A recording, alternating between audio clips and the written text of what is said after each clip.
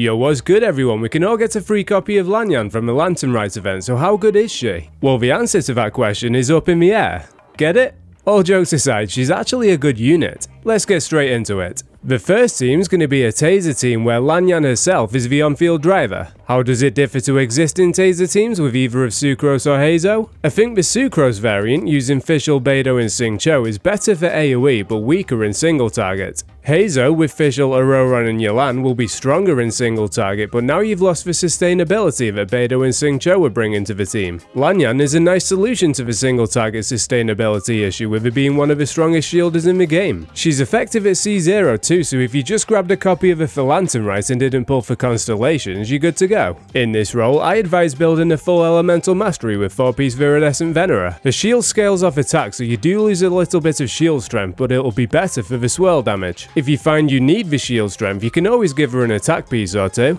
For a weapon in this role, I suggest going with either Sacrificial Fragments or Hakushin Ring. Sacrificial Fragments gives another use of his skill as well as a bunch of Elemental Mastery. Hakushin Ring, which is craftable so very free to play friendly, gives a little bit of energy recharge which is nice for a burst, high base attack for shield strength, and a 20% elemental damage buff for Electro, Anemo and Hydro for the entire team. One thing I want to point out is that while the grouping isn't great, it might provide the little bit of grouping you need in AoE situations where some enemies are being taunted by Auroran's burst. I found that to be a fun twist on your standard Taser teams. The next character we'll look at is Neuvillette. I know most of us already have Zhongli or Xiaolonen to run with him, but I think it's important to be aware of the fact that not everyone else does. Xiaolonen's only run once, Zhongli had a rerun the patch after, but Neuvillette himself had a rerun in that patch. You have to go back over a year for Zhongli's next most recent rerun, so there are legitimately players who've been playing for over a year without a decent sustain unit for Neuvillette. Lan Yan changes that. She's not Neuvillette's strongest option, but she's a very good alternative for people that don't have Zhongli or Xiaolonen, or even Kazuha, or maybe using them on the other half of the Abyss. Covering the sustainability and VV roles in one unit also leaves the last slot in the team open and flexible. If there's a certain element you need in the Abyss, for example, you can just drop it in. If you want the 4-piece scroll benefits, you can throw in an Atlan unit. It's nice to have Lan Yan in case an off-field unit with even more synergy with Neuvillette releases in the future for the last slot. With Lan Yan being a Catalyst user, she can make use of Thrilling Tales for teams with attack scale and DPSs like Arlecchino. I don't think Lan Yan will be as valuable as Kazuha to the team, but given the fact that Bennett can't heal Arlecchino, the shield does give a bit of comfort. The extra attack if you give her Thrilling Tales is particularly useful for free-to-play Arlecchino havers because it means, along with Bennett's attack buff, you can give Arlecchino White Tassel and not be gimped by its low base attack. To those that didn't get a signature weapon, having got Jade Spear and don't buy the Battle Pass, having Lan Yan for the extra attack buff to accommodate White Tassel is a massive win. On the topic of Pyro DPSs, I don't have Linny and I don't use Yoimiya, but Lan Yan's nice for them too. Linny obviously has big damage with his charge attack, and Yoimiya's biggest multiplier is at the end of her attack string, so you don't want to dodge halfway through.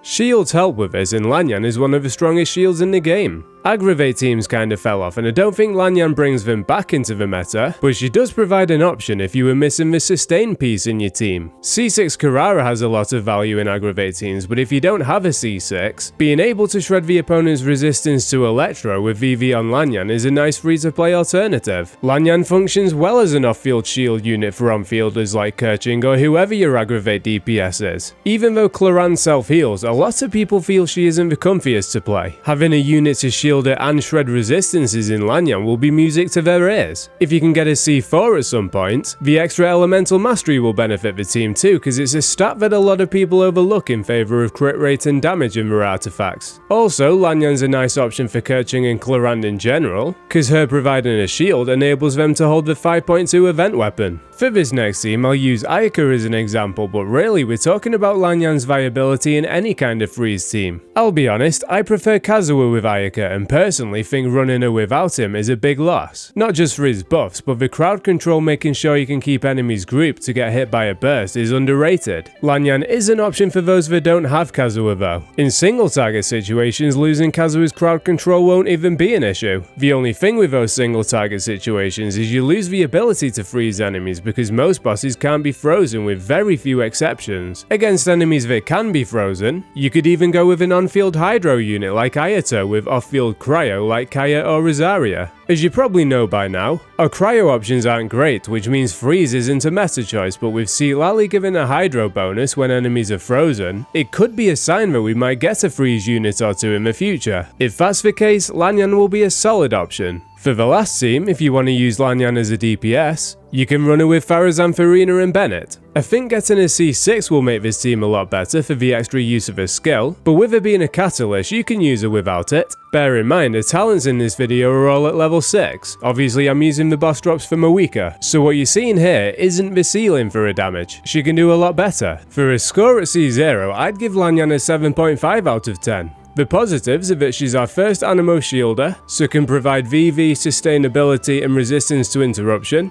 With her being a catalyst, she can hold supportive weapons too, like a Cushion Ring and Thrilling Tales. She's free to play friendly too, with her functioning well at C0 and being available for free in Lantern Rite. The major downside is that she isn't a meta option. She's simply an alternative to units that you don't have or that you're using on the other side of the Abyss. While that doesn't do much for me as a 1.0 player, it is nice that free-to-players and newer players have a flexible and free unit to play without pulling. I dropped similar videos for Moika and C0 that you might like, and I'm gonna do one for Mizuki when she comes out too. Subscribe to the channel if you want to see those, and take it easy.